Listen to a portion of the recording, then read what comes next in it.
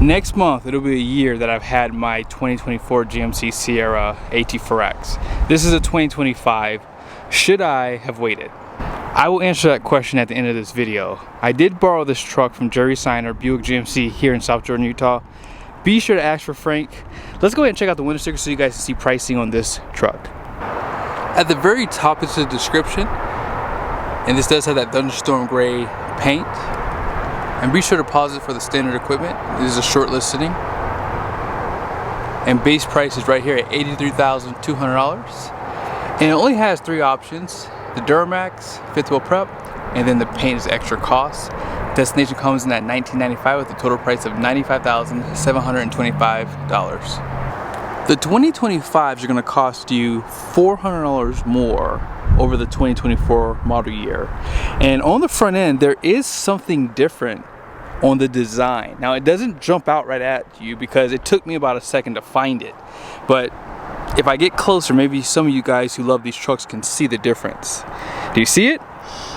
I'll just show it to you. Right here. That is totally different from my truck. So they did add a bronze color right here, and for 2025 they did take that away. So that's totally different on this truck. Apart from that though, there's nothing else different on the front end. You have that bronze on the insert of the grille with some black accents.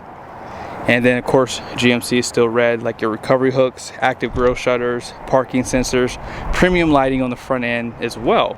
But yeah, one thing I like about the GMC AT4X over the ZR2 HD, they don't give you the valance on the GMC trucks, and I think it looks so much nicer. I would actually remove it if I had a ZR2 because it just really completes the front end of the design, because as you guys know, this truck does have an 1.5 inch factory lift over the regular AT4. So here's a quick look at the suspension on this truck. They did restyle the top and lower control arms along with the steering knuckle because of the extra lift that you get. And this is your Multimatic suspension DSSV. So this does not use deflective discs for dampening. It actually uses spool valves. That's what the DSSV stands for, which is Dynamic Suspension Spool Valve. Now, I haven't really noticed a big difference on road with the suspension compared to a regular AT4 truck with the Rancho shocks. I think a lot of it has to do with the weight of these trucks, so they're definitely still stiff. And one of the reasons why this truck rides a little bit stiffer is probably because of the tires. These are the Goodyear Wrangler Territory MTs, so they do have pretty stiff sidewalls. And this is a 305/70/18, so in inches, it's like 34.8 inches by 12 inches wide. And as far as the capacity goes, they do not derate this truck because it's pretty much the same as the 20-inch wheel, so 3,750 pounds, but max PSI is a little bit lower at 65 compared to 80. You guys see the wheel well? It's fabric material. They did restyle the fender flares and like these mud flaps to give it a little bit more aggressive styling and a little bit taller ride height. Now, I did a video, I'm not sure if I'm going to post it before this one. You guys can see on that truck there, it has a chrome deployable running boards. This one does not have those. It has just the black ones right there. I don't know why GM does that. I think someone who's ever installing them at the factory doesn't know, or they just run out of the black ones, so then they just put whatever they have available. If this was my truck and it had the chrome ones, I would have them put the black ones on because I don't think it looks good at all on this truck. In case you want me to get a little bit closer to the headlight design, I figured I'd get back up here, show you some of these badges too. And your engine block heater. More badging right here. And more of that bronze color too. You cannot black out the badges if you order your truck, but there is an accessory package that you can get where you can pretty much black these out. Painted door handles, smart key system, more black material or trimming on these mirror caps. Blind spot monitoring, more black trimming. So not a lot of chrome on the truck, right? So why would they put chrome deployable running boards on that one there? Again, I think it's just either a mistake or they just ran out of the black ones. You have the steps on the side of the bed, 6 foot 10 inches rounded off, and 36-gallon fuel tank, 7-gallon DEF. And then here's your suspension. You have more Multimatic out back and 5 leads in the main pack. And that bottom one's going to be a helper spring. They are still using the wax coating on the frame too. More fabric material for the wheel well. And what do you guys think about the wheel design? If I do keep my truck long term, I might black them out completely on my truck. I just think they would look a lot better. Out back, you have the multi-pro tailgate. And you do have the steps, as I said. Now, if you get the AEV, you lose those steps. So I think I would prefer to have this truck and just add the front one in the future. Class 5 hitch. Then you have your camera inputs with your 7-pin. They're still using incandescent bulbs. And also full-size spare tire. This is the only HD Sierra that has a full-size matching wheel and tire. 342 rear end. And it's going to have an electronic locker too. And as far as the bed goes, spray in with your 4 and 7-pin bed lights with the 5th wheel prep package, which was an option. They no longer stamp AT4X, they just do GMC for all the trucks now. And 400 watts of power in the bed. There's also a handle that you can use to get inside the bed a little bit easier. Oh, I have to show you guys. I might as well just show it to you. So there is your kicker sound system too. You also can get lights installed there too. And then this is the handle. Here's that color in the shade slightly. At nighttime, this truck does get really dark. So when it goes like dusk and it's in a shade, it's like a little bit darker shade than what you're seeing right now. As far as the powertrains go, there's nothing new for 2025. You're going to still get the 6.6 gas L8T V8 standard, and that's going to have 401 horsepower, 464 pound-feet of torque. This has the optional Duramax. They did do some updates in 2024 for this engine, so it has 470 horsepower, 975 pound-feet of torque. They just did updates to the turbo. You can see that controller. That's slightly different from 2023 and earlier pickups. This is the Gen 205P. The combustion is different. 16:1 compression still, and the 10-speed stamp-approved Allison still behind it. And they did add that to the gas engine for 2024. I did add some boost tubes from Banks, so that would be upgraded on the hot side and on the cold side. And I did notice a big difference. So if you would like to purchase them and get a discount if you're getting one of these trucks, I do have it in the description down below.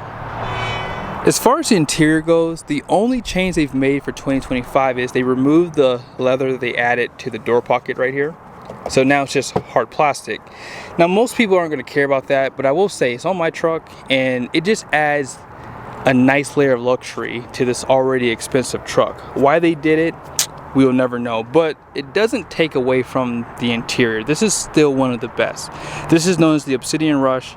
Has red stitching, white piping, a lot of soft touch on the door here. You have this burnt wood, which looks really nice. Seat memories, and here's some of your controls. Your seats are 16-way, and they do have massagers. You can also tighten the bolstering on the top of the seat here, and you have a shoulder support. Suede roof, and then they do leather wrap your grab handles front and rear. And then here are the floor mats that they give you. Stepping inside, it's pretty easy. Here's some of your controls. You have your electronic parking brake, your full drive system, and they still give you automatic drive modes, including tow haul, and your lighting is right here. Heads-up display is still there. And then of course you're gonna have your screen. So you have a 12-inch and a 13.4-inch right there. But yeah, this is a nice truck. I think that most people will find this truck to be one of the best. If you want an off-road truck and you want a lot of luxury, it gives you the best of both worlds. Like this truck still has heated and ventilated seats, dual climate control. Let me go ahead and show you guys the massagers. So if you turn it on, there's a button on the side of the seat and it'll basically pop up this menu here. So you have roll, need, wave, and relief. You have 3 levels of intensity, so you can turn it up or down. Let's go ahead and move on. I'm going to show you guys the other things that you can do with the seats. So you have the back bolstering, so you can pretty much tighten up the bolstering as I said.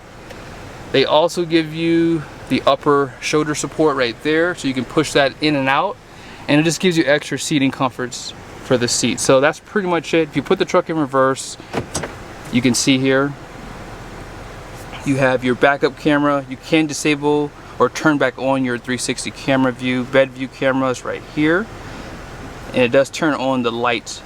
Now the second camera above the cab was for this, okay?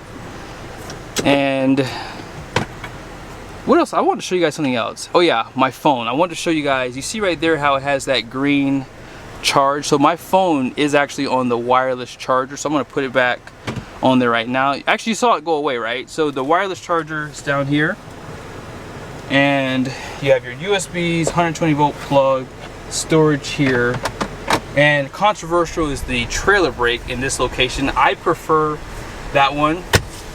So you have 2 USBs, and yeah, so you have 4 in total at the very front here. And here's some of your controls down below. You have your exhaust brake, so it's just on and off. The other competitors have dual stage.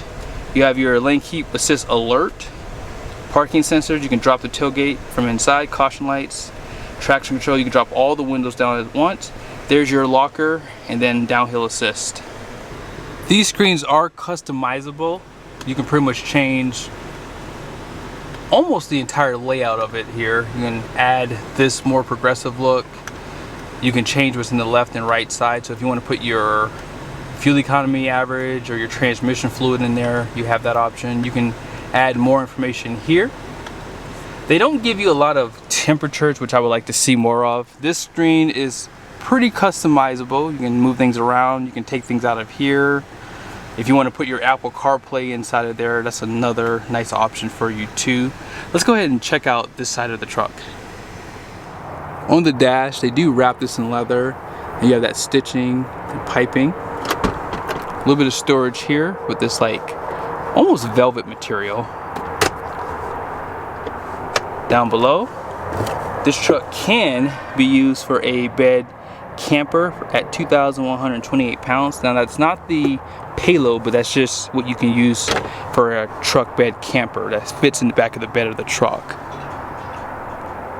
Out back, you can see all the storage you have there. Seat back pockets, outboard heated seats, 2 USBs, no 120 volt power plug out back, just keep that in mind. And here are those rear seats. Let's go ahead and check out the payload. Gross axle rating out front is going to be 5,600 pounds. The rear is 6,600 pounds with 11,350 pound gross vehicle weight rating. 18x9 wide wheels. And all-in payload is 2,878 pounds. Now that is slightly higher than my truck. And the only thing different is I have the lights in my tailgate, but those wouldn't be 30-40 pounds, I would say. I think mine's like 2854 maybe, I believe it is. 18.5 conventional towing, 18.1 for Gooseneck.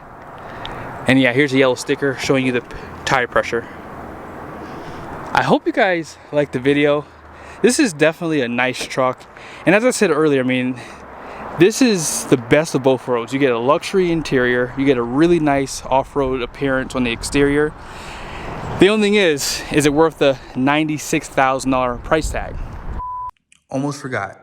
I'm glad I didn't wait because this truck is a little bit cheaper up front and I'm not missing equipment.